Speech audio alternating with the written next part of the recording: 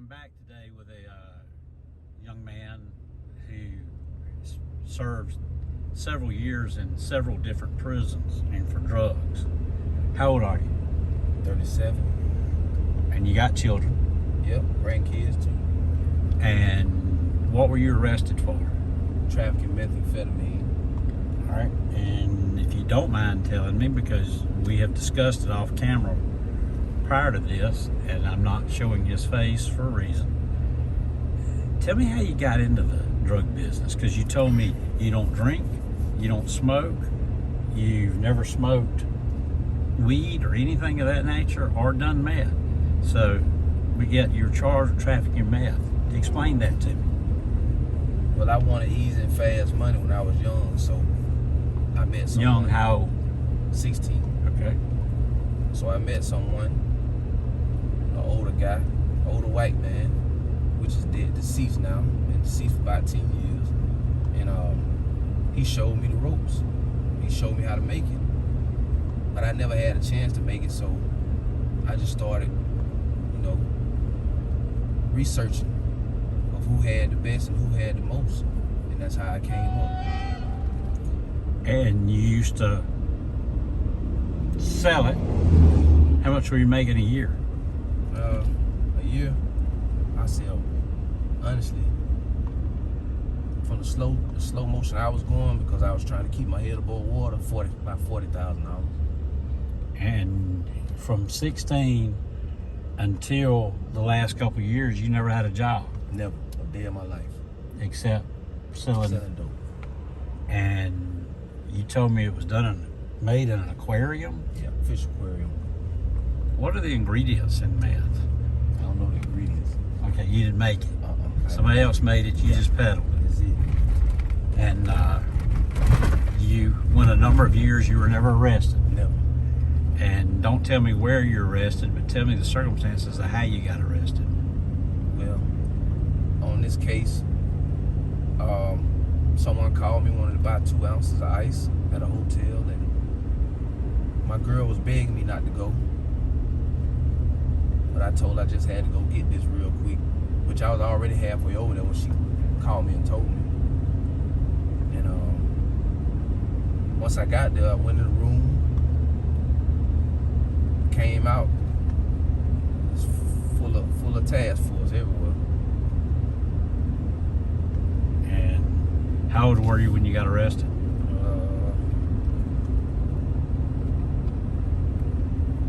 33. And you were put in jail and didn't make bond Yep. Couldn't make bond. because the bond was so high? No, I wasn't dead. I had a probation hold on me, so my bond was locked. What were you on probation for? Possession, controlled substance. Okay. What was your feelings when you got arrested? I ain't had no feelings, honestly, man. I already knew it was coming. I wasn't stressed or depressed. I just know I left my mom and my family out there in the streets, and now that I'm free, I know I'm gonna take advantage of that. I'm gonna cherish this life, this freedom. Life's too short, man. I've lost a lot of people since I've been gone. Over 20 people OD'd off heroin since I've been gone. So. To somebody that wants to, which you've not used but you sold, what's your advice to them? For the ones that's using, I advise y'all not to do it no more, man, honestly. But I can't judge no one, because but like I say, life is too short, man, and I'm living a good life right now, even though I'm where I'm at, I'm still free. I'm not making the amount of money that I used to make, but it's money, and it's enough money out here to be made. So I advise y'all, please don't do it. All right, let me ask you a question. You made a comment a while ago that you knew it was just a matter of time of you getting busted. So why did you not save some of that money and stop doing it? I did. They seized my money. They seized all my money. They seized my cars and everything. Okay, but before you got caught, a while ago you said you knew that was coming. Yeah, you get caught. So I why didn't you stop? Fast money. What what do you think society, and I'm talking about the education system, city, county, state government, what could have been done or could be done to entice somebody to get out of that lifestyle? Well,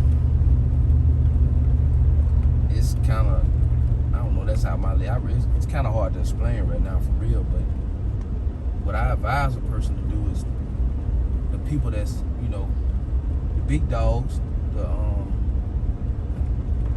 vice presidents and the, you know, the mayors, just, oh, I can't explain it. Like, Is anything that if I was a commissioner or legislator or governor that we could implement to help get people to change the directions that their life is in of selling drugs and peddling drugs?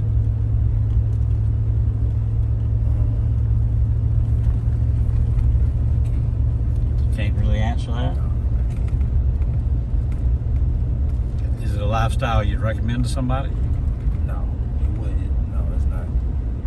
I wouldn't dare recommend. I wouldn't even recommend that to my enemy. I don't have any enemies. Is it something you're constantly looking over your shoulder? Talking about when you're doing it? Yeah. Oh yeah. That's every day. Every morning I wake up, I look over my shoulder, like when I get in my car, because I know the cars that I was driving was very noticeable.